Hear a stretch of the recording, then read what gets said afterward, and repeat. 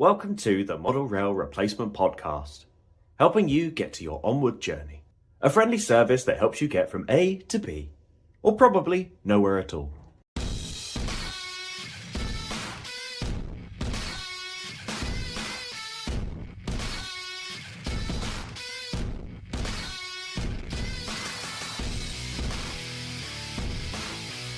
Hello and welcome to the Model Rail Replacement Podcast. Is it episode 50? I think it is. I am your host, James, and with me is co-host and producer. Sam, good morning, everyone. Hello, Sam. How are you? Yeah, I'm all right. Both of us have been away from home for different things, and I personally haven't got much done bar a couple of projects for people in the background and some planning bits. But otherwise, I'm good. How about you? Yeah, no, I am. I'm not too bad. I have been away in old Doncaster. I was up to north. We can fill that bit in on the MERP map. I've been round there. I even went as far as Keighley and Haworth. Haworth, wherever the Bronte sisters' school is. I went there. I went to see a friend who lives there.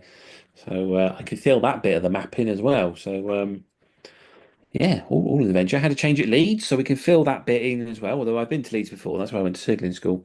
So yeah, it's all been a busy old week. But I do like going to Doncaster because you do get to see a lot of traction that I don't get round my way. So had the pleasure of seeing a couple of Class 69s and Class 56. That was in the sidings at Doncaster Works. The old Colas Luring, that was quite cool. And even when I went to Leeds, I got to go on a 91. So happy days. How about you? What have you been up to? I'm really jealous of you. Yeah, so I was away on an electrical course this week. My train hobby stuff was basically I was sat in a hotel near Thatcham, in possibly one of the most glorious train spotting spots I've ever sat in, and yet in the 2 hours I was sat there, one train went through. And bearing in mind, I've said before on this podcast how many times I've been sat at the Thatcham crossing gates and only one train whilst I was sat there. But I was sat in this beautiful pub garden, eating my dinner, having a few cider shandies, and the train that did come through was a 66 with cement or ballast wagons. I'll send James the video and he'll be able to confirm it for me at some point. But yeah, that came through, so that was good. And then I went into London the day after, and I went and saw my friend. And we played some Necromunda, which is a Games Workshop game, but it's fun. And I got to go in from Reading to Paddington. That's a quick trip. Didn't anticipate how quick that trip was actually going to be and how many frequent quick trains go Reading to Paddington, which makes sense, really. I've got a project that's coming up, which there's no videos for it at the moment. The plan is that there will be a series on it. So this is a little teaser for it. So as part of me going to Chatham show in July, I am going to be taking a layout with me as well as weathering. Now, if you have been following us long enough, last year I built a 4x4 double loop layout. And the idea was because I was moving, I didn't have a layout and I wanted to run some trains. Now, I spoke to the guys at Chatham and said, look, I'd love to have this layout at the show and I want to be able to sort of have something that's small but can demonstrate what I have and that I don't really need to worry too much about the running capabilities of it. And they said, yeah, bring it. So I then sat down and went, well, this 4x4 board, when you finally put all the scenery and stuff on it, actually won't fit in the car properly. So effectively, I'm waiting on baseboards from Grange and Hodder, and I've ordered a canopy bit and a 2x4 bit. So there's a layout coming. There'll be a mini series on it. I'll probably stop halfway through as I always do, but you know what? You'll at least get something from it. So I've been doing a lot of planning and sitting down and trying to work out what to actually do on this board, and that's been quite exciting. But that's usually me sitting down and drawing a few bits. And I've spoken with my friend Mark, and because he's going to be operating the layout on that weekend anyway. So yeah, that's been my hobby side of it. There's been a lot of planning, drawings, trying to work out what I want to do on things, but not necessarily actually running trains. Comprende? Yeah, there we are then. Another little layout coming along. So you've taken the big one down and you're building a little one, and got nice lots of projects going on. Hmm. So yeah. I'm in that world. I was going to say, I feel more like you now than I think I've ever felt like you. I've, I've got a fiddle yard. I've got a narrow gauge layout to one side of me. I'm going to be start building another project. The difference is that I know that the 4x4 layout has to be finished because it has to be ready for Chatham, and I think that's probably one of the best bits about it is there is a deadline on it, so I have to finish it. Um, so if you do want to come and see my first ever exhibition layout, you'll be able to come and see it at Chatham. So there you go. Happy days. There you are. That's maybe Rapido could book you in as well. I heard they were looking for people with layouts. Rapido, we know you're listening. Drop me a Yeah. message. If you want me for weathering and with my weathering layout, then drop me a message. That'd be great. Yeah. We both got mobile layouts there. Well, I got my 009 forged in rid. That Oh, that that, you need to that get does. that out on the circuit. Yeah, it needs a new fiddle yard. That's all. That's but apart from that, it'd be good to go. Right, cool. Well, yeah. Now what have I been doing? I have actually managed to squeeze some modelling in. So yeah, obviously I went to Key Model World Live as well because that was all like end of last week. I feel like we should probably talk about that because it feels like that was a really, really big event. Um, Yeah. so, so, So, so obviously, news-wise, let's elephant in the room. I think I said to James, what felt weird was that it didn't feel like there was loads of news announced at Key Model World Live, and I was genuinely expecting there to be quite a few announcements from lots of different manufacturers, and one of them even happened before the Key Model World Live anyway, which was the Helium one. Um, well, I think they all did really. The Bachmann 66 and the Hornby announcements. I think the only one was Now I'm not sure if they did announce it in the end, but in the brochure, Revolution Trains have announced a new OO gauge wagon, which is a bit like the HOA, but it was a different code. So I'll have to dig that out and double check what they've announced. But yeah, otherwise it was all sort of done before Key Model World even happened. Really, it's a Made it bit of a great fun. for us. Oh yeah, it was a lot easier for us to do the news and get everything in time. The only thing we missed for news for Hornby, I mean, if we want to go into news time, we could go into news time. Yeah, let's do news and then we'll circle back to Key Model World and just get your Yeah, thoughts on it. yeah, news then. Right, Hornby. Obviously, we covered the announcements of the anniversary sets of the A4s in the Silver Series and for the Silver Jubilee. And then there was also the wartime locomotives that they announced, but they also announced a couple of additional salmon wagons, which probably very, very exciting for diesel modelers, particularly, and I quite like the look of it, the one with the crane arms.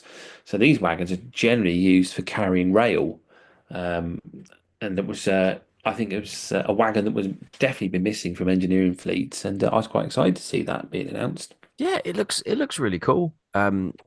It's one of those wagons that it's a long wagon that doesn't necessarily provide a lot, but I'm sure when you have rakes of it and put into engineering bits and bobs, it looks fantastic. But if you look at it just as a wagon, it just looks like a flat wagon with a few little bits and bobs up the sides, right? Yeah, that's it really. Yeah, it's just a flat wagon with a couple of like robot looking arms, I suppose, the best way to describe it. Um, I'll have to double check this one, but if the advert in the catalogue, in the brochure that came out at Key Model World Live is to be believed, Revolution Trains have the IIA-B HOA, IIA-F hoppers, so different variations in the identity code, now in development for their next OO gauge wagon, which includes Cemex and Cemex debranded, Mendip Rail VTG, Torex, and Mendip Rail Narco. I think that's right. I've got a feeling that might just be the same wagon. No, it's not. No, it's not. No, looking at the photos, it is a different wagon. It is a different wagon. So that'd be quite exciting to see. It's an advert in the catalogue, so I'm just going to assume it's right. But yeah, so So yeah, that was announced. Curious Scale, or their sister company, Irish Model Railways, have announced H-Van, the unfitted van for Irish railway modelers, coming in various liveries. So there's that. If you like to model a bit of Irish railways, and I think that's all the news off the top of my head. I don't think. Oh no, I tell a lie.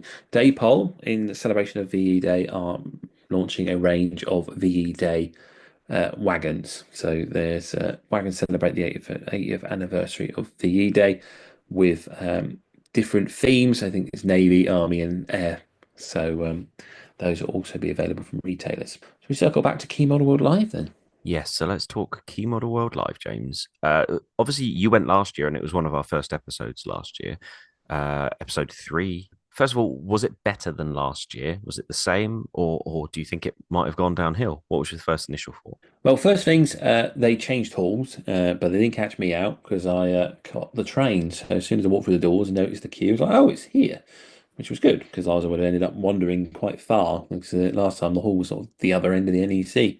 I think it was a good show. I think the model side of it, I think, was a little bit smaller this year and it felt a bit more segregated. I think it was a bit more like mixed last year. But they included Scalextrics, which they didn't have last year, which was a nice addition to it. I think just tabletop gaming is probably the only one that's missing because I think that should come under this modeling, really. But who knows? Who knows what they'll do? But yeah, I think it was a really good show. Lots of people there. I think there was a nice balance of layouts to traders. I managed to pick up quite a few bits that were on my shopping list that I needed, so that was all good. And then I get to bump into many previous guests on the podcast. So got to say hello to Danny. He was there with his various multiple units on display. That was good catching up with Danny. Chris, also known as Peachy TT120, was there on the Hellion stand.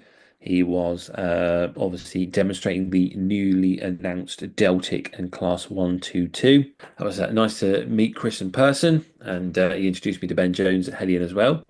So, yep, I got to meet Ben, had a good chat with him. Then George Williamson was there with Corish, so I got to have a good chat with George and have a look at his layout and all his lovely 009 models that he's been built. And yeah, it was great because I got to look at his models and ask him questions how he's done certain things. Because obviously, me and George like to model similar locomotives, so getting his idea of how he done things with the 4Ds kit or the Narrow Planet kit. It's sort of good to talk to another modeler and see how they get on with things. So yeah, that was all good. I feel like I'm going to insult someone now and forget someone. Tom, But, you forgot Tom. how could I forget Tom? Yes, Tom was there with Buggles Kelly Station. I bumped into Tom loads of times as well. He was just wandering around every now and again. So yeah, Tom was there, and yeah, I had a good catch up with Tom. And as I say, yeah, he was wandering around a couple of times, and I wandered around with him. Because yeah, he couldn't find Corish, so I took him to Corish, and then tried to introduce him to George, but George wasn't there, so that failed. But never mind.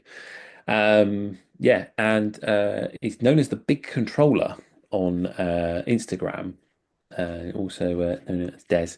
He invited me to come and play on Polton Lef. Oh, I'm not going to pronounce it right. Someone tell me off, and I did pronounce it right because I pronounced it on my video right. I made sure I did because they told me how to pronounce it. You should just call it PLF. PLF, yeah, PLF. Polton Lef, whatever it was. They told me how to say it, and I can't remember how to say it, but everyone knows what I mean. Polton Leflide, whatever it is. Fidoid. Filide? I don't know. Anyway, it was great because it's been extended. He's extended it. So there's a bit more to the layout now, bigger fiddle yard, because it's changed hands basically. And yeah, I was invited round the back and got to have a play with the trains and run the trains and that. So that was all good fun. And it meant that I missed the train home I wanted to get, but who cares? I got to play on that layout. So yeah, it was all good. Yeah, Tom at the TMC as well. Is it? Yep, Tom from the TMC, lovely Tom. Always, Yeah, always, always nice having a chat with Tom. yeah, had a good chat with him. And there was a few other people who come along and said nice things about the podcast and my channel. So yeah, there's a chap you do weathering for. I can't remember his name because I'm very rubbish with names, obviously. But yeah, he come and said hello, and he said he likes listening to the podcast, and apparently you do a lot of weathering for him, and he lives nearby, and that's Oh, he very lives near me. yeah. He likes to collect his models from you, so Uh, oh, that's James, right? I don't know. I don't think he said his name. He just told me he used you for weathering. So Have I just broken GDPR? I'll have deleted it if I think I've deleted GDPR. But I have a strong hunch I know who it is because there's only a I few. think saying James is fine because there's like 9 billion of us in the world. Okay. Now Well, have eight now. out of 8 billion people, it's the most common name I ever known. Well, yeah, there's that too.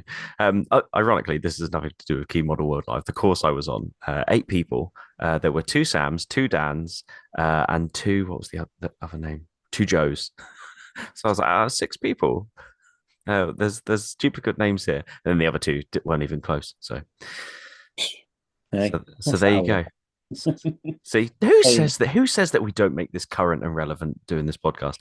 Okay, well, it sounds like it was a really good show. The fact that everyone seems to have been busy, all of our friends who were there said that they were busy, they didn't stop. It was a good show. Was there anything that you felt was? Oh, I tell you what, I did. I saw the Colin McRae esque Scalextrics layout that was done like properly scenic. Um, oh, Dan Everson's one, oh, the was that rally one. Dan's? Yeah. That was really Oh, good. I So, saw that and I was like, oh, there's a hobby I don't need to start.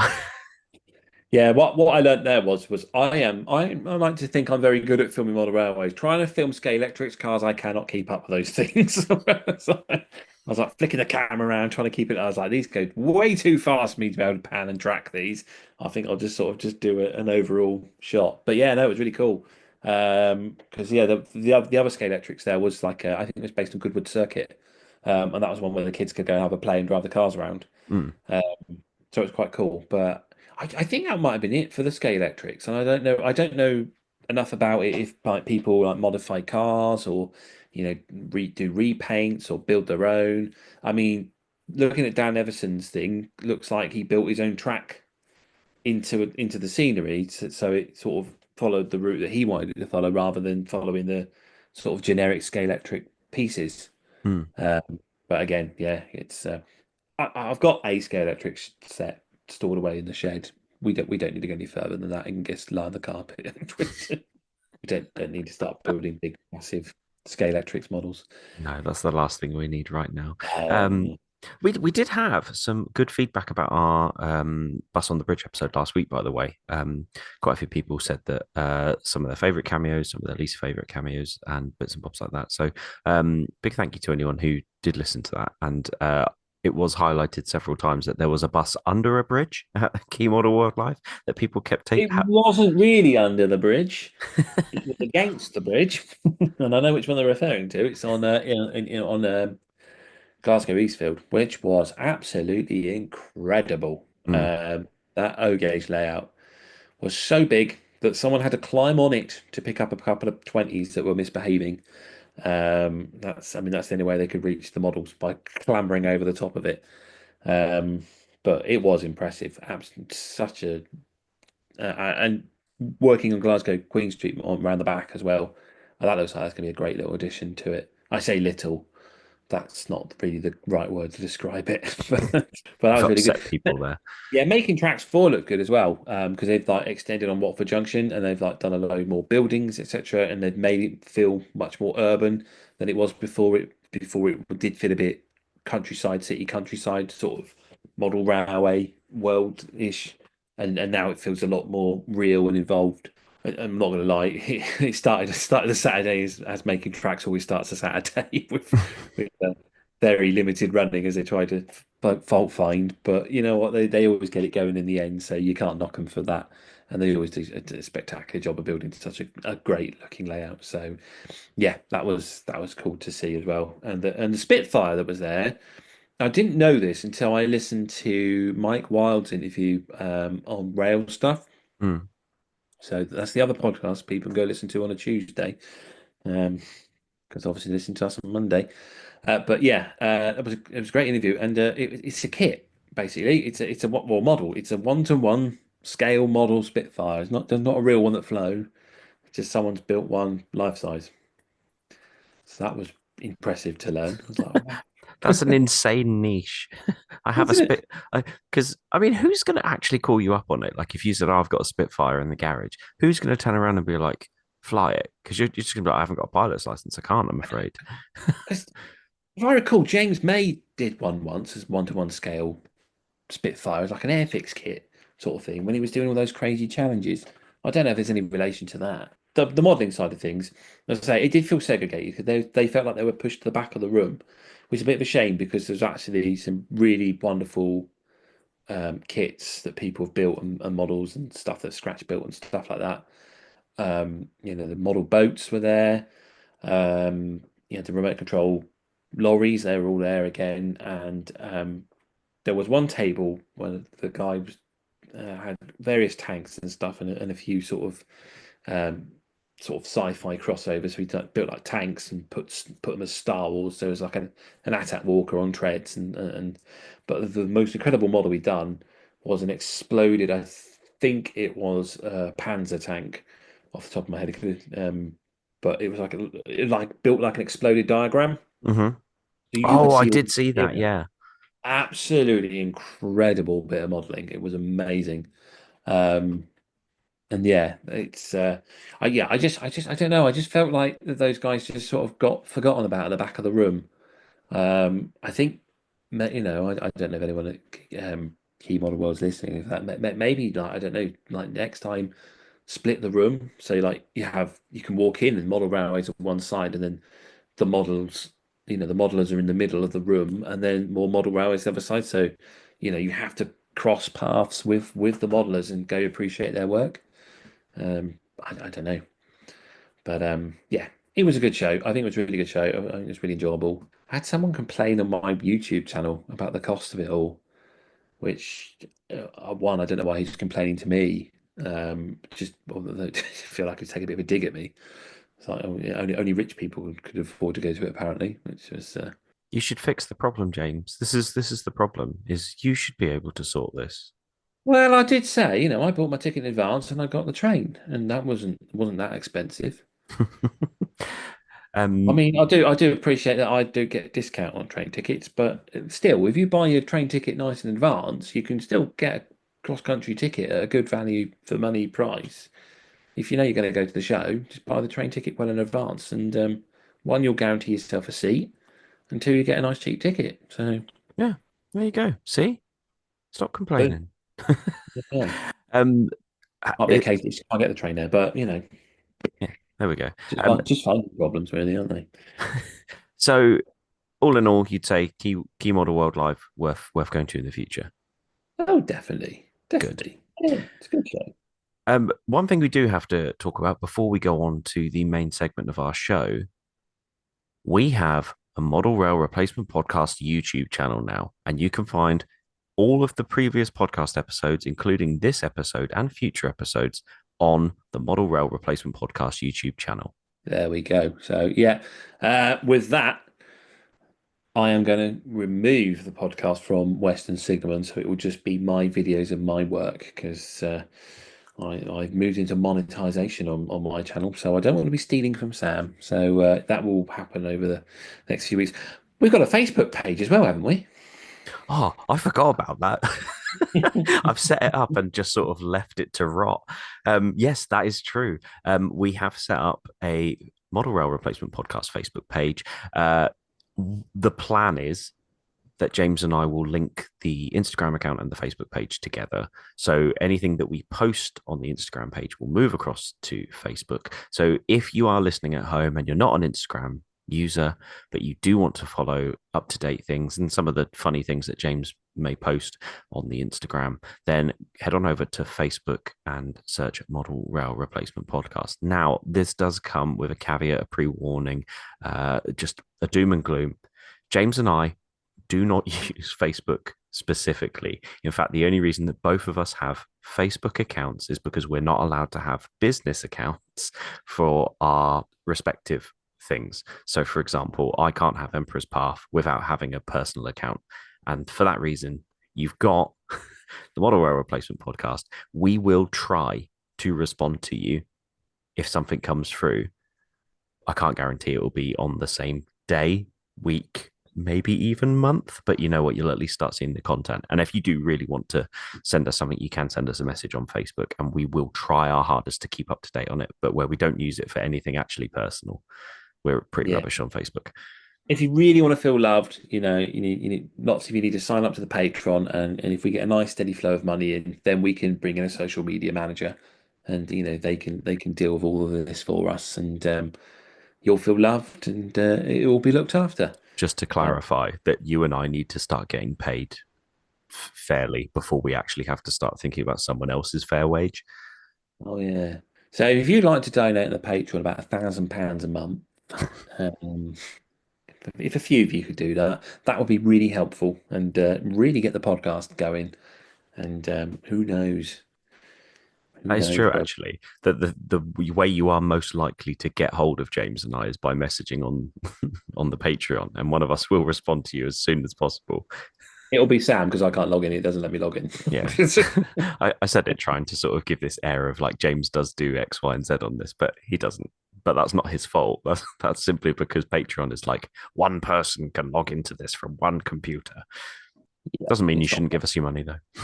No. Anyway, James, did you mention something about it's our 50th episode today?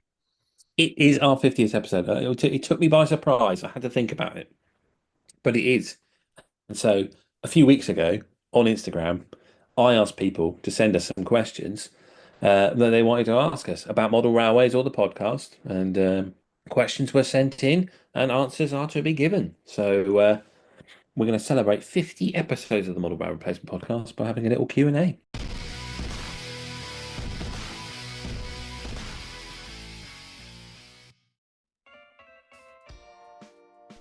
Oh, that's lovely. Ooh. Oh, yeah, look at that. That's dirty. That is filthy. Sir, you can't get that out right now. Not in the middle of a dinner party. Why not? I want to show it to all of my guests. I'm afraid it's just not appropriate, sir. Nonsense, Wilson. Ladies and gentlemen, look at that. I say, has he whipped out his dirty shunter for us all to see? You can get your models weathered by Emperor's Path using just the airbrush for a light dusting, or alternatively, oil paints and airbrush to add that extra depth. Contact Emperor's Path on Instagram at emperors_path, or alternatively, emperorspathcontact@gmail.com. Emperor's Path Weathering. If it's not dirty, let's fix that. Only Emperor's Path makes it that dirty.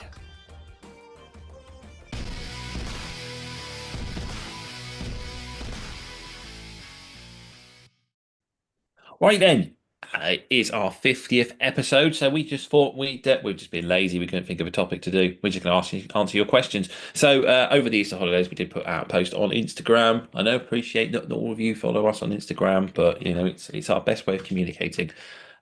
Asking you to ask us some questions. So we got a few responses, and we thought we'd just have a go at giving the best answers we can. I think Sam, you got a few answers on your story on your own channel, and then we've got some questions that came through to the model rail replacement account as well. So I'll start with the first question that we have. It's from 71T Productions, and he has a question in which he asks, "What do we feel is Sam's most controversial statement?" As he's had a few. So there we go. What do you feel it is? I think I don't know. The A4 didn't go down too well, did it? No, the A4 didn't go down too well. I feel like the one that always gets brought up is the Deltic, right? The DP1 comment. That's the one that gets brought up the most. But was it? It does, but I think that's because people agree with you. And I Yeah, think that's why it gets remembered because I think there are people backing your corner. They're wrong, obviously, but yeah, that I Peachy. think, He I said think that that's you're why I wrong. get mentioned more. But I do recall because I think this is where this southern bias came from. Because before then there was never really much from those up north about us picking on them or anything like that. And as soon as you laid into their A4, that was it. We were a southern bias channel. We don't like anything northern, and then it's all lies. I mean, I've got northern stuff here. I've got TransPennine locos and northern units and stuff like that. But I'm literally staring at a Scottish train right now. I think it's that thing of just, yeah, you're probably right. That was probably the moment that started the avalanche of the Northern bias stuff. So yeah, let's go for the Mallard bashing, the A4 bashing. Yeah, I That's read probably it. where it started. That's the one that sticks in my mind. The A4 bashing, the uncalled for, unnecessary, wasn't needed. But there we go. That's it. Fight Club's dead anyway. So we know no more controversial statements. Oh, that's a bold statement right there. Well, that's what our lawyer suggested, Sam. Is to take away Fight Club, and you wouldn't keep saying such daring things. I think what our lawyer suggested was we take away Sam, and there won't be controversial statements. Yeah, well, we can do that because I don't know how to record the podcast, so that's the only reason you're allowed to stay on. Yay! Thanks. That's why you're a producer. Go on then. What's the next question? What do we have? Fairford Depot. How about a question on adding lighting to a layout? So there you are. If anyone's got any questions on adding lights to the layout, Fairford Depot would like you to ask that question. What about you, Sam? What you got? So for me, I have got one from Tom RP. Tom, fantastic fan of the show, and has given us some really good tips and tricks when it comes to working with the model center. So Tom, thank you very much. What's one item that's not motive power or rolling stock that you wish was available? Oh, I know. It's hang on. I'll have to Google it. Can't remember what brand of car it is, but I know exactly what I want. What about you? What have you got? So this one was quite a difficult one. Simply because I was trying to think, what do I need that I don't have? And I don't know. It's this was probably one of the more difficult questions. So I don't know why I stupidly started with it because mine is always there's rolling stock items. I think for locos we have so many locos that you could probably find something that fits your era region, but there's a lot of random pieces of rolling stock that should be available, or I believe could easily make the company's money if they made it available. Hang on, have I misheard the question? Did he say what type of rolling stock did we want, not locomotive, or did you just say item outside locomotive and rolling stock? Yeah, item outside. That's why I'm Ah, struggling. so I know I've got it right. I was like, oh, have I got this wrong? I've got my answer. I just had to double check it because I couldn't quite remember. Um, Okay, I've it's got an actual answer. mine is a Rover 200. Okay, Rover 200. What a great is. I think I know why you want it. Does it have anything to do with a Norwich-based presenter? A Norwich-based DJ. Yes, Yeah. it does. Yeah, yeah. Can't get that car, and I really, and I think I've even requested Oxford Diecast make that car just because I want it on my layout, and I will graffiti it. I'm sure they probably could do a graffiti version, although they might have to have the Michael edited version where it says Cook instead of and then it says Pass instead of and then it says Babtridge. But that's what I've always wanted in my layout. Yeah, a graffitied Rover 200. That would be such a good one. That actually fits. That fits the theme of last week's episode where we were talking about that would be a really subtle one that you could have on the layout that would show like your love of Alan Partridge, without Yes. it being too out there and in your face kind of thing. Yeah, because I had considered modelling some sort of Linton travel tavern as a little sort of nod to him, but that would require the travel tavern to be in Linton, so which is not what I'm modelling. But yeah, that's what I thought. Which is a nice, or maybe a nice owl sanctuary. That could work too. Okay, interesting.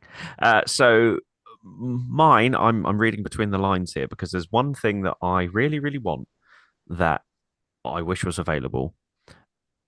Now, the question doesn't state it has to be for the layout. So it's an item that is not motive power and it's not rolling stock. And that is, I wish there was a better selection of acrylic paints by Rail Match that were available.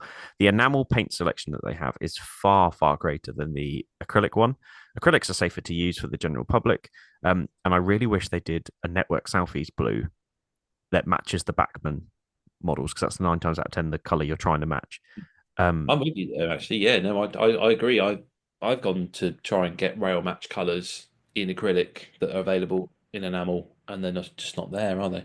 Yeah. So Tom, I might have cheated on your question a little bit, but I believe Rail Match, if we could get a better selection of acrylic readily available colors, I would be much happier. So if you're listening on the off chance, that'd be great, especially the Network Southeast blue, because you do it in enamel and it's a very good color match to the darker blue that you get for Network Southeast. But if you could put it in a much safer version of acrylic, I'd be very grateful. Thank you.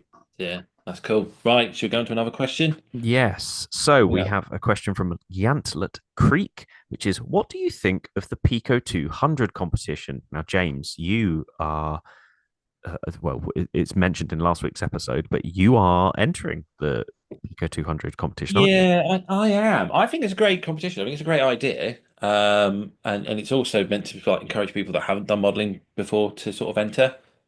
Have a go at it. So, and it's sort of celebrating railways. Um, I, however, do feel like backing out because I know some of the other people that have thrown their hat in the ring, and they're exceptional modelers. I was like, no. So I don't know if they want me to mention it. I mean, I know I know George Williamson's entering because he put it on. He put it on Instagram. I know a couple other people are entering, but I don't know if they've mentioned that they are or not. So I don't want to say if they are or not if they don't want it to be known. But yeah. Uh, Otherwise, I think it's so I bought two boards because obviously I want to have a go, and then the boy wanted to have a go. So he's going to do the modular because you can do two. So there's a modular one and there's a standalone one. So he's going for the modular one, and we've got a box of old buildings and that from his old layout that we just kept and saved. So he's got loads of bits he can add on to it. Um, and and he's really enjoying it. It's quite a bit of good fun, and I just sort of tell him how to guide him and how to do it. So he's built the tunnel, he's glued it all in place. He cut all the risers and formers to make the land around it. He's put the plaster cloth on it. We're gradually getting through there, and I think it's a great fun competition. My own, I don't want to give away what I'm doing because you don't give away any secrets. But I have thought about what I'm going to do, how I'm going to do it. I'm quite excited for it because it's really hard because I really want to talk about it without giving away what I'm doing. But the idea I've come up with I think will be quite fun. And the rules do allow you to add a fiddle yard if you want to. So you're not just locked into the board because the board's quite small. It's about 1 foot by 2 foot 5 or 2 foot 5.5 inches, I think, off the top of my head. So it is quite tight and very small to work in. But I've come up with a plan which I think is going to be pretty cool. But is it going to be good enough do you know what? Just to be invited to wherever they decide to host this would be just a good enough achievement, I think. But yeah, I think it's great, and yeah, it's. Did you consider having a go, or have you decided there's just too much going on in your life to have another project? Because I certainly didn't need this. See, I was of there's a lot going on model railway wise, and there's some stuff that you guys don't know about. James does, so at least I could hear the cogs ticking in his head about this one. So there are other projects that I have going on, as well as trying to rebuild my layout and get it all hooked up again. There are other things that I've got on my plate at the moment, and unfortunately, whilst the competition idea is really, really good, I thought, you know what, I don't need to enter this right now. If this had come along maybe 6 months down the line, I probably would have entered it, but just bad timing on my part. I took the decision to say I'm not going to put myself under any pressure for this one, and I'm just going to step back and let other people do their thing. Yeah, it's if there are certain people that I know are entering it, and if we're lucky enough to be invited down, be a great group of people to meet up with, just for the fact that we've entered the competition. So just that in itself will be quite fun, I think. Right, next question then. It's this guy again, Chris 87 UK. When will you let your brother on now that you have been a passenger on one of his trains, James? So yeah, when you were asking me last week what we'd been up to over the Easter holidays, one of the things that we had done because we'd gone to see the kids' Nan down in Sussex. One day we decided to go to Brighton, and I knew that my brother was working because he'd been was working the day before when I'd seen him. And so I said to the kids as we pulled into Three Bridges station, I said, "Oh, we might be on Uncle Chris's train today because he's working." And so we went over to platform 5 and got on there to wait for the next train. And then we looked round, and who would be coming down the platform but me brother. So it was the first time actually I've been on a train driven by him, and the kids went on it, and yeah, so it was a bit of a fun coincidence. But he has ordered one of the Acura Scale 377s. I think the 3771 is coming for. So he is venturing into model railways. He, however, still doesn't own a model railway, so he's still not coming on the show. That answers that question. It's also they only comment on any of our posts when it involves them getting to talk about them coming on the show. Yes. Yeah, Provide us with some engaging content, Chris. We want to be engaged by your content, and then you could come on the show. that's it. That is it. So there we go. Anyway, that answers the question. Yeah, so he's getting there. He just needs a layout to run his new Akira scale train on when he gets it. So I think he was planning to get other ones as well. He said if they did a white one, he'd get that one too because I think that's one of the ones that he used to drive. Right then, Sam. What questions have you got? So this is from Cropton Light Railway. Surely a MERP model railway show is inevitable. Would you guys do it if time allowed? I think this one's quite easy for both of us. That both of us, our egos would absolutely love to do a show if the thing came up. But obviously, we do have families, houses, mortgages, and things to pay for. So not only would we do it if the show came up, but it would have to actually be worth our time to do said Yeah. show as well. Yeah, that's the thing. Yeah, it would be lovely. Would be great of approach to do it, but yeah, it'd have to have a good pension. Like you say, have family to feed, mortgages to pay, and you know, if they're asking me to give up the current role to do this, there needs to be a future in it. But yeah, no, I think it'd be great otherwise. Um, but yeah, it's I think we've been sort of toying with the idea of doing stuff on we have mentioned it before. It's just that we haven't got around to doing it with a model rail replacement podcast dedicated channel on YouTube. We've floated a few ideas what we'd like to do with that. But I mean, yeah, if anyone from Channel 4 to Prime or Netflix wants to get in discussion about doing a TV show, yeah, see what comes up. Chris J. Thompson 84. If you could own any model railway built by someone else, which would it be? Yours has got to be Pendon Museum, right? No, I'd have. Well, I'm assuming I can also have the space to fit said layout because there's no point owning some of these if you can't fit them. Um, I'd probably take Taunton Model Railway Group's Bath Green Park off them, and I'll have that. I think it might be a bit hectic to try and run on my own, but it's a lovely model, I think.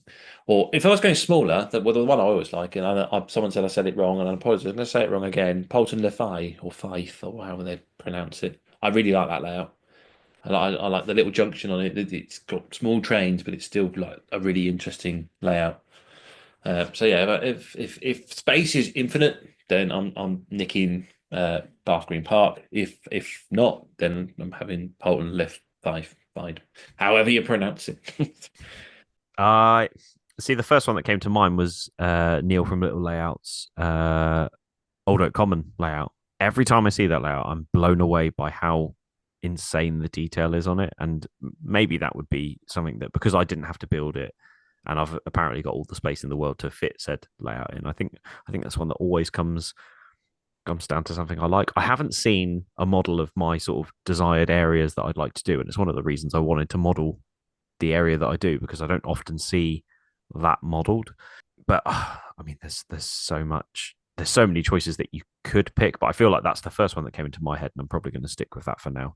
Maybe NSE Latchmere. Yeah, that would be a good one to steal, wouldn't it? I assume we're just robbing these layouts. Oh yeah, like put them all in the swag bag. That's it. Excellent. Okay, so I've got another one from Etterby Junction. What's one thing you wish more people knew or appreciated about our hobby? That it's a hobby of skill and knowledge, and it's not just an assumption that we're all autistic and really nerdy would be nice. A better appreciation of what we actually do, I think, would be. And it is, I suppose, I think it's a lot better nowadays than it used to be. I mean, I remember watching particularly like soaps, and I think like Coronation Street. My wife likes to watch Coronation Street a lot, and Roy, the character Roy, is much of a train nerd. And when they first sort of had him as a train nerd, it was very much that stereotype of how someone who likes trains would behave, and over time they've sort of moved away from that stereotype. But yeah, I always really annoys me, especially in media, the stereotypes that they have towards people who like model railways. It's not, we're not all just that bloke stood on the end of the platform eating egg sandwiches wearing a yellow anorak. I only do that on Saturdays. yeah, that's what I'd like to see change, really. The stigmatism that comes with it, because yeah, it's more than just getting excited because you've seen a train, particularly railway modelling. Railway modelling, I always think, is an art form. The way things are made, and I am, I think I'm more interested in making buildings and building models than actually running the trains. That's the part I enjoy the most. What about you? I think I'm very similar in the sense that I want people to understand that it's not the stereotypical part of the hobby that everyone thinks it is. Don't get me wrong; there are situations where you do find. I think it's more that we actually have a very young slash middle aged group of people doing this hobby that people ever take credit for. And I think with the essence of Instagram and things like that have allowed us to sort of come out of the woodwork a little bit more. We have so many people who are 50 or under, or 50 to 20, shall I say, then I think a lot of people take credit for. And one thing, when my family come and visit at a show, one thing they're always surprised by is the sort of the diversity in age that you get at the shows. And I think we definitely, don't get me wrong, there is a font of knowledge in that above 50, and there's also a wealth of enthusiasm from the 20 or below. But I think a lot of people don't realize how many people in our hobby are under that age bracket that everyone assumes that we are. So we're a lot younger than initially believed by the hobby, and I think that's something that I really want people to see more of. I agree with you there. Yeah, it's that's. I mean, there's two little nice changes that would be nice to see, wouldn't it? Yeah. What about you? Have you got any more from your side of things? Because I've got three more. I have two more. So I Okay. have Luke Gushi, I think. Apologies, Luke, if I've said that wrong. He asks, do you feel that the community has forgiven you both, and I'm not sure why it says both, for bad mouthing the DP1? Because I was the one that wanted the DP1 to win the Fight Club. If yes, when will we see a whole layout dedicated to the mighty DP1 in Merp livery? And that's Luke from Malta. So there we are. Will you be building a dedicated layout to the DP1 in Uh, a Merp livery? no, no, I will not. Do And you think you would like the locomotive more if you could choose the colour no, rather than the baby blue that it wears? no, I think the shape and everything's just off. And I think James touched on this very well earlier. I think one thing that came out of the DP1 comment is actually, I think everyone was expecting it to be a everybody on Sam situation, but actually since then, there's so many people who have come out of the woodwork and said, I agree, which is for me is great because I don't feel like I'm all alone. And I think it's that kind of thing of actually it's sort of shown this weird divide in our hobby that we weren't expecting to see. So no, I don't think everyone's forgiven me, but I do think there are a lot of people who support what I said as well. So Yeah. Yeah, no, I think you're right. Yeah, I mean, there's those out there. I mean, was it Peachy that was backing you up? It was, wasn't it? yeah, Peachy, and I think Steve from the British Railroader also backed me up. But I mean, Even though he likes American things. he Very does bizarre. he does like American things. I could have just thrown him under the bus and completely lied about him. Who knows? But yeah, yeah. Well, he can't complain. He won a, what did he win? A t-shirt? A t-shirt. He did win a t-shirt. Didn't see him wearing that on his little trip to America, did we? Eh? That's my fault. It hasn't been shipped yet. Oh, for God's sake, Sam. The amount of promotion we would have got out of that, I'm sure he would have worn it. Yeah, I know. Bad mouthing him for not wearing it, and he didn't even have it. I mean, you can still badmouth him. I mean, Steve gives as good as he gets, sort of thing. So Oh, that's true. And his mum and dad. There we are. Right, then, shall I go my last question and then we'll do your three? yes, let's. So this is from Oliver Train Walker. That's a great middle name. No relation. I have two. I hope that's okay. So he's got two questions. If you could work for one manufacturer, who would it be? That's his first one. And then his second one is, if you could choose one steam, one diesel, and one item rolling stock to manufacture, what would you choose for each and why? And then he says, keep up the good work. And if you ever run out of guests, don't be afraid to get in touch. And there we go. So, who would you want to work for as a manufacturer? I'd need to know their benefits, really. It's what the pension's like, the discount you get off the models, I suppose. These are all factors I'd have to ask in the interview. I think Rapido Trains always seems quite appealing because Jason, the sort of I don't know if he's CEO, but the head honcho of Rapido Trains. I've seen a few videos of him. There's been some very crazy videos. I think when one of them he was going about his one of his colleagues was locked in the fridge, and then they opened up the fridge, and there was the guy locked in the fridge, um, and it just seemed absolutely bonkers. And I thought, yeah, that's so. Yeah, probably Rapido trains just for the. It just seems a bit mad there, to be honest. And how they get any work done, I don't know. What about you? Who do you think you might want to work for? This is a tough one because there's so many benefits of working with different manufacturers and different styles. However, if I'm looking on paper at the people who make the items that I like the most or the things that fit my era and modeling, and this might surprise people, I think I'd have to go at the moment based on what I know is available slash possibility of coming. It's the manufacturer that makes the most multiple units that fit my era, and that's Bachmann. And I think solely because I'd love to see what they have in the pipeline and what might be coming for those of us who are south of the Thames, EMU, DMU kind of things. I think they would be my ones to go for.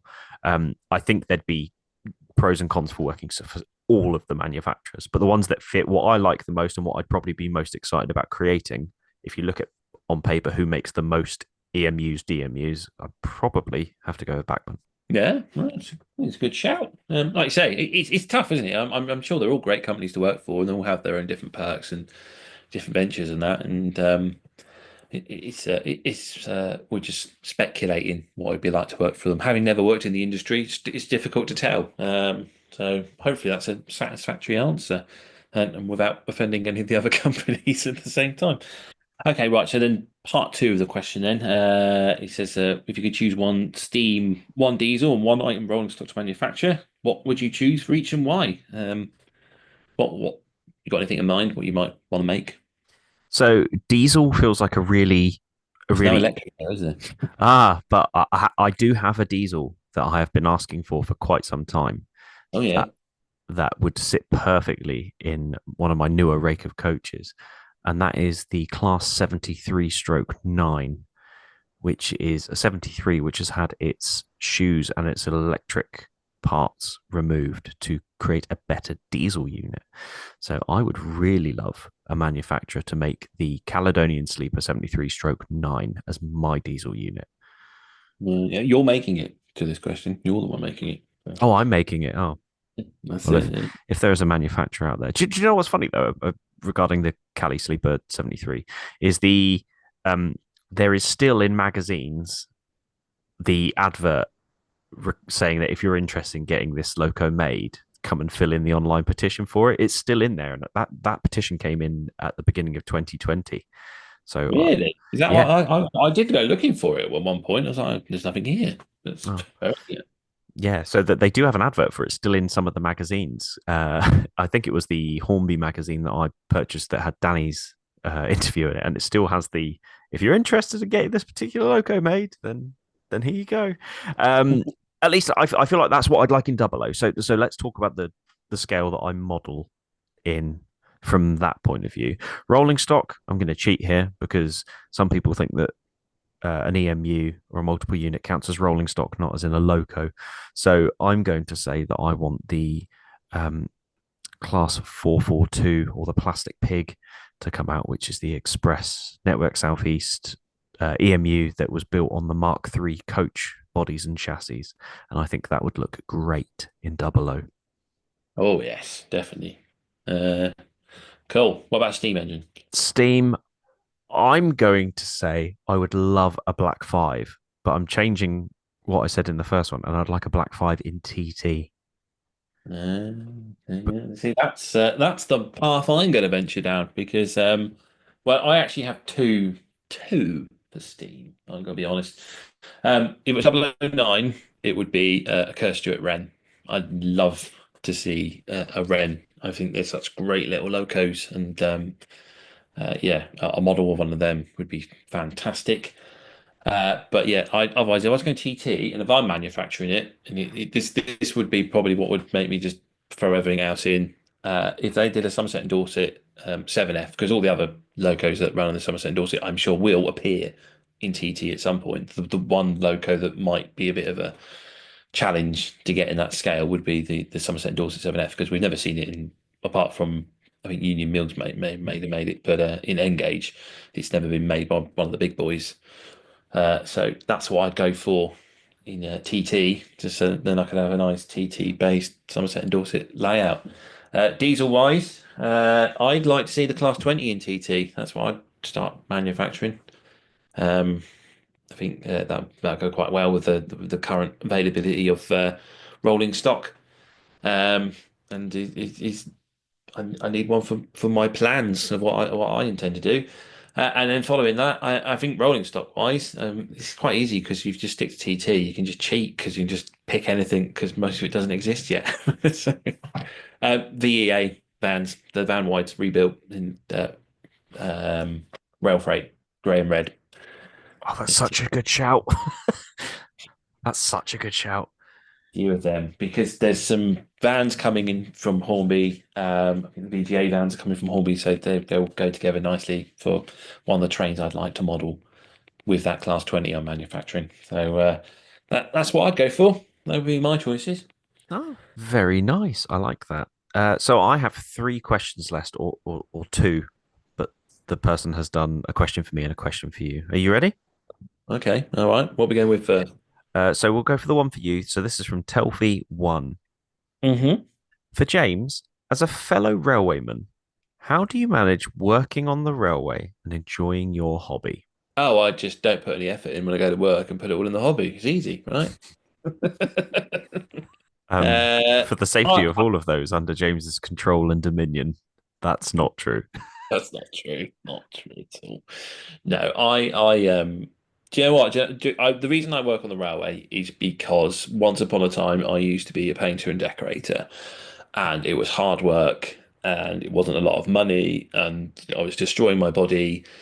And my brother, as you know, is a driver, and he at the time was training to be a driver. And I used to come home and I'd have dust in my eyes and my knees would hurt and I just feel absolutely exhausted.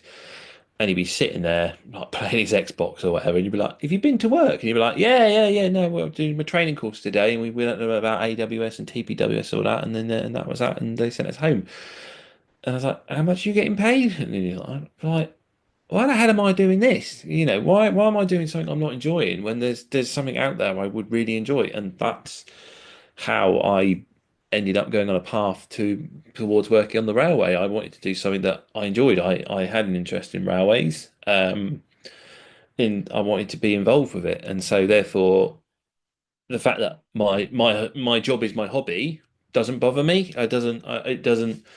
I don't get I don't get put off from railway modelling if I've had a bad time at work. Work's getting a bit too much. The railway modelling is two different worlds, but they're still relatable. It's the one of those Venn diagrams. I'm in the middle there with model railway on one side and real railways on the other. But the advantage of real railways is I have learned so much and gained so much knowledge that I can put into my hobby that otherwise I probably wouldn't have so much experience and knowledge about. And that's really how, as someone who worked on the railway, I just love what I do and appreciate what I do, and I know how lucky I am to get a job on the railway, and that's why they can coexist quite happily in my life. There you go. Okay, and then the question from Telfy for myself is Sam, if you were to get another steam locomotive for the collection, what would it be? This one makes me. I've made it clear that I've got steam locomotives on order, so I guess the next one that's arriving for me is the Acura Scale Pannier tank in BR lined black, and that is DCC sound fitted. I'm really excited about this particular loco because we've already explained in the past we both have a very serious love for the Pannier tank and the 14XX working alongside each other. So the fact that the Daypole 14XX and the Acura Scale Pannier tank are on the way, I'm very excited, and I think Pannier tank is due by June, the end of June. I think the phrase was used. So the Class 50, which is coming next, should be here at the end of May, and then the Pannier should be here at the end of June. So in terms of new logos, the Pannier is definitely on my list.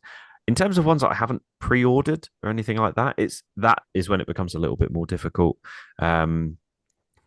I think I could easily be very lazy. I think the Terrier in TT could also tempt me, so maybe I'll go with that as one that I haven't already looked at purchasing. So maybe that's your answer, the Terrier in TT. Yeah, that terrier, they are so tempting in TT. I keep thinking about different ideas I could do with them. And again, I don't want to give away what I'm doing Rail 200, but I was like, I don't think they'd arrive in time for the deadline, which is annoying because if I could guarantee I could get hold of them, I know exactly what I would be doing for this Rail 200 little beta board competition because those TT would fit on. But yeah, I'll be doing that one. There's very, very tempting logos. Agreed.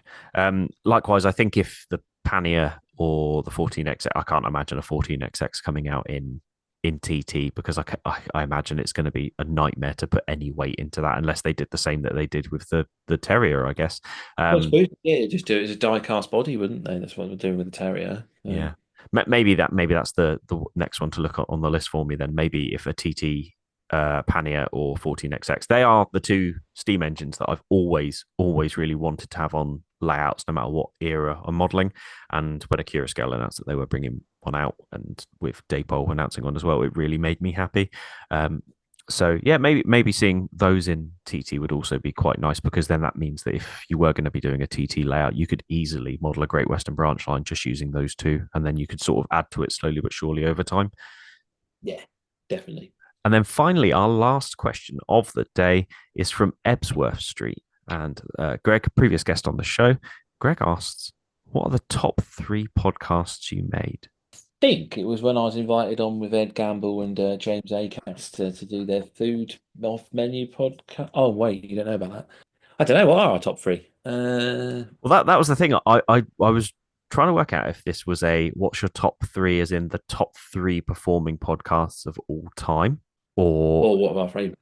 What are our top 3 favorites? So, do you want to? I don't know if we want to let people behind the iron curtain. I'm saying our previous guests by picking my favourites. Well, yeah, because also I didn't know if Greg was fishing that he wants us to say that his episode was our favourite one that we did.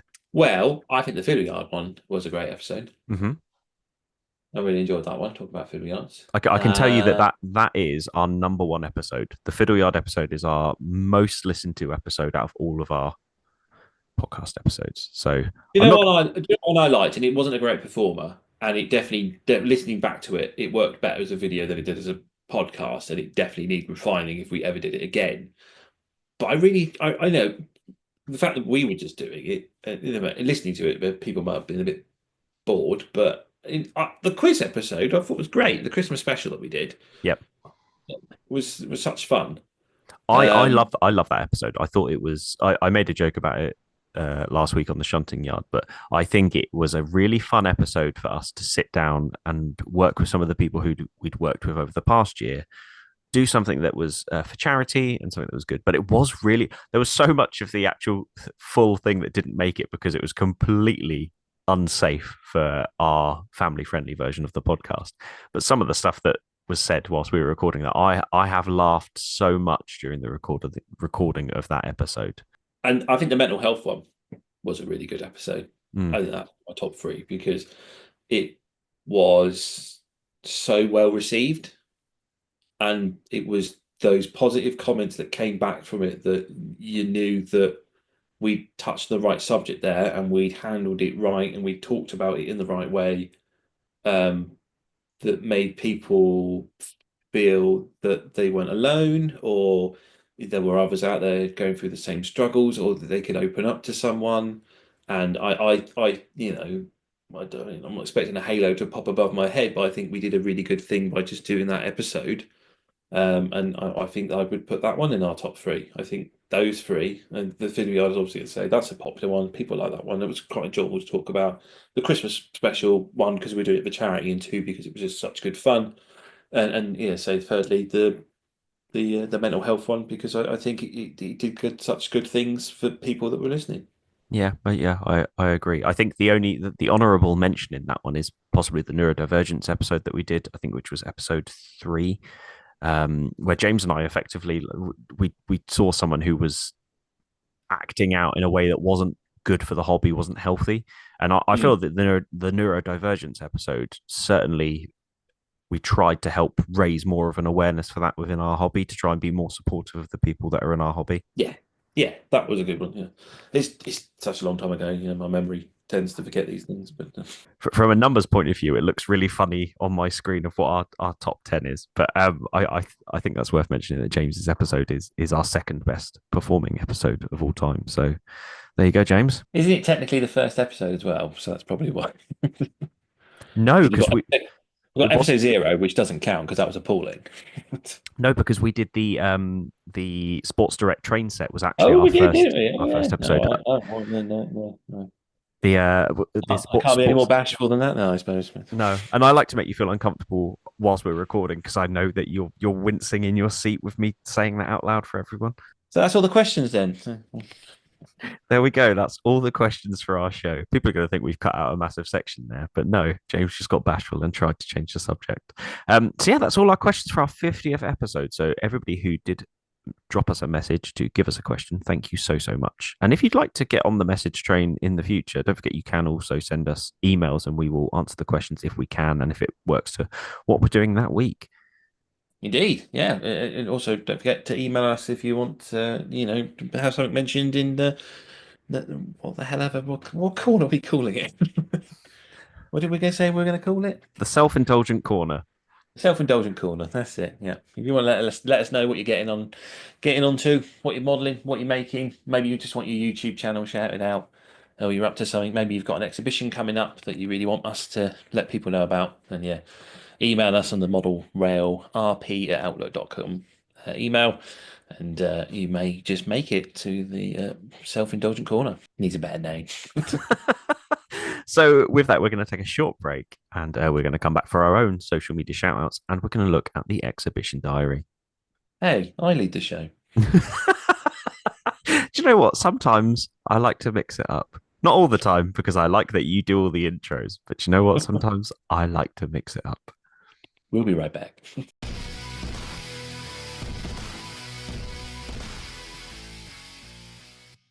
You there? Oh, me? Do you like model railways? Yes, that's why I'm listening to the Model Rail Replacement podcast. Do you like comedy?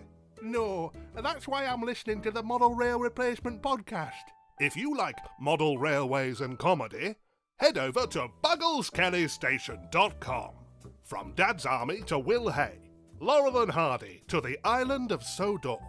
Add a comedy cameo to your model railway today. All right, thanks. Buggles Kelly Station. You won't be wasting your time.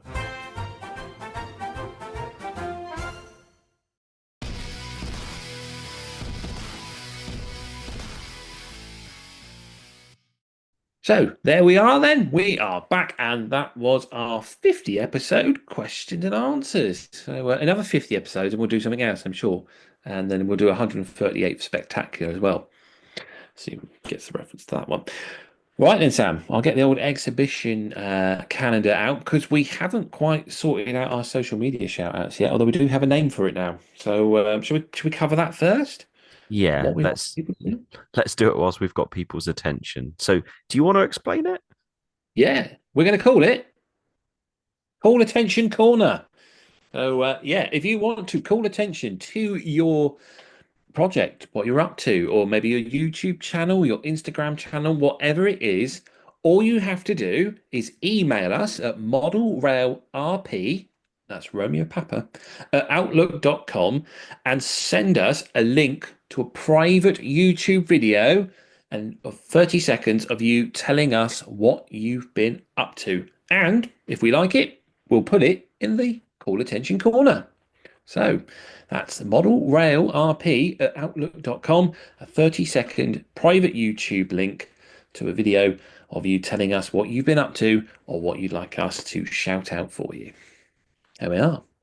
Right then, shall we see what's gone this weekend for the Model Railway exhibitions? Yes, please. I'm excited.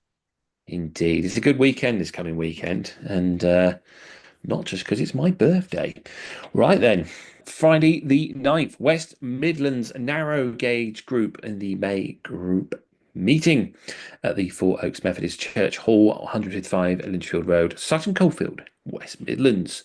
On Saturday the 10th, the East Kent Model Railway Society at Whitstable, Birchington Model Railway Exhibition at the Centre, Alpha Road, Birchington, Kent. Saturday the 10th sees the Ellesmere Model Railway Club Open Day at the Cockshute Millennium Hall, Shrewsbury Road, Cockshute, near Ellesmere, Shropshire. There's also the Lutterworth Railway Society Lutterworth Model Railway Exhibition at Wycliffe Rooms, George Street, Lutterworth, Leicestershire. Stockport and District Railway Modelers 50th Anniversary Club Room Open Day at the Scout Hut, Cartwright Street, Newton Hyde, Cheshire. A Stomping and District Model Railway Club Model Railway Exhibition at St Peter's Church at Bowness Avenue, Sompting, Worthing in West Sussex. South West Herts Model Railway Society 43rd Annual Model Railway Exhibition at Queen's School, Aldenham Road, Bushey, Watford, Hertfordshire. So to say Bushy, really, not Bushy. Saturday the 10th is also the Engage Society's Isle of Wight Area Group Model Railway Show at Stenbury Hall, Station Road, Wroxhill, Isle of Wight. Saturday the 10th to Sunday the 11th, the EM Gauge Society's Expo EM Spring 2025 at Bracknell Leisure Centre at Bagshot Road, Bracknell, Berkshire. On Saturday the 10th and Sunday the 11th is the Bentley Model Railway Group Cowan Model Railway Show at the Cowan Community Campus, White Horse Way in Cowan, Wiltshire. The 10th and 11th also sees the Glen Roads Model Railway Exhibition at the Lombard Centre, Woodside Wade, Glen Roads, Fife. There's the Immingham Museum and the Immingham Model Railway Show at Immingham Civic Centre, Plenham Road, Immingham, Lincolnshire. Wensleydale Railway, also on the 10th and the 11th, Model Railway Exhibition at the Leaming Bar Station, Leases Road, Leaming Bar, North Yorkshire. On the 10th and 11th is Chester Model Railway Club's exhibition at St. Get me words out again. I'm struggling today. St. Bartholomew's Church, Old Sealand Road, Sealand, that's in there twice, at Flintshire. There's the Nepsend Model Railway Society, Sheffield Model Rail X, at the Grenoside Community Centre, Main Street, Sheffield, South Yorkshire. Market Deeping Model Railway Club at Stamford Exhibition on the Stamford Welland Academy, Green Lane, Stamford, Lincolnshire. Sudbury Model Railway Club, First Chanbrook Guides Charity Show, Long Melford Memorial Hall, Hall Street, Long Melford, Sudbury, Suffolk. That's just on Sunday the 11th. And that, well, on this diary, that's all there is. But I know that Tony's Trains of Rugby is also having his anniversary weekend this weekend. And shamefully, I can't remember where it is. But if you give me a couple of seconds, I will quickly. Whilst James is doing that, it's my time to tell you that if you haven't already and you're enjoying what you're listening to, don't worry, this isn't a Patreon plug. However, if you're listening, whatever medium method you are listening on, whether that's Apple Podcasts, Spotify, or even on our new YouTube channel, please make sure that you leave a positive review telling us what you like about the show or what you liked about the episode that you listened to. All of the positive reviews help us a lot. James, has that given you enough filler to find the Tony's Trains of Rugby 10th anniversary special? It has indeed. And also don't forget that the Tallaghclin Railway are also holding their awardery weekend this weekend to celebrate, was it 80 years of the Railway Series? Is it only 80? Oh, how odd. I think so, yeah. Maybe we should talk about it next week. Maybe we should get a guest on as well. Who was that chap? I couldn't remember at the Keymob. Tom. We should Tim? get Tom on. Was it Tim? Tim. Yes.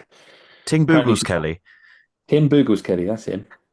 Yes, Tony's Trains 10th anniversary special event at Mount Sorrel and Rothley Community Heritage Centre, including footplate rides for £5. So that sounds pretty good. £3.50 entry fee for adults and £1.50 for children. A small collection of layouts there, and obviously it's a little day out around the Heritage Centre, seeing some of the engines there. So yeah, happy birthday to Tony and Tony's Trains. There we are then. That's everything going on this coming weekend. Of course, some of you I'm sure will be off to Swanage for the Diesel Gala. But there we are, Sam. That's all we can cover this week. As we say, we will be having Tom from Buggles Kelly Station next week as we talk about 80 years of the Railway Series. I can hear you groaning already. Oh, not another Thomas the Tank Engine episode. But please do come have a listen because it's an absolutely splendid chat with Tom. And it's not about Tom as a tank engine. It's about how it has inspired all of us to get into railway modelling. So that is a good one to look forward to. In the meantime, Sam, how can they find you if people want to find you on the internet? The internet. That broke me for some reason. If you want to get hold of me, you can find me on YouTube at Emperor's Path or Instagram at Emperors_Path. James, if they want to find you, how can they do it? It's Western Signalman, and that's on YouTube and Instagram.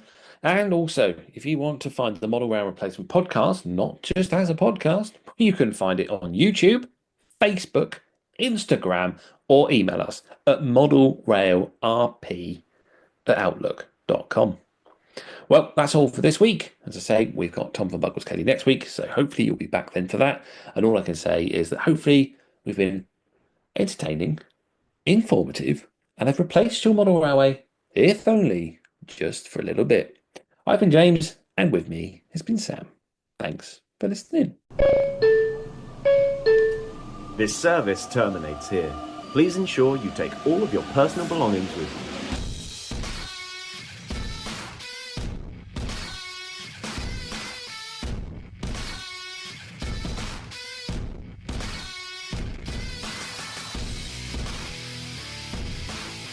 Hello, listeners. We've got some very exciting news. Do you want to be part of the podcast? Do you want to join the team? Well, an exciting opportunity has come up to allow you to be part of the Model Rail Replacement podcast. And here's Sam with the details. This episode is brought to you by Patreon. A huge thank you to our Patreons for their support. If you'd like to help support the show, you can head over to Patreon and search Model Rail Replacement Podcast, where you can show your support and be part of the team. Hurry, there's unlimited places.